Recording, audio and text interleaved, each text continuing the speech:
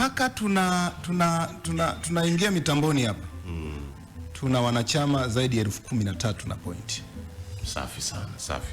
Lakini tulikuwa na kongamano dogo hapo KRMJ tarehe 11 ambaye mlezi wetu ni Joseph Kusaga.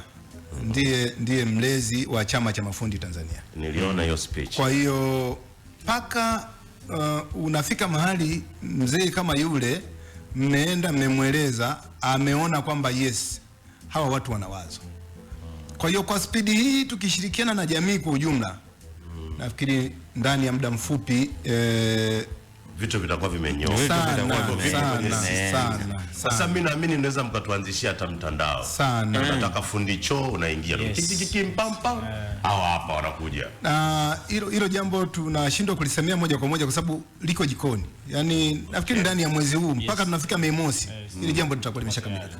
Mtu akitaka yani unaingia kama boti tu, unaingia wewe uko hapa Masaki, unaingia na nahitaji fundi bomba, wanakuja mafundi walioko karibu.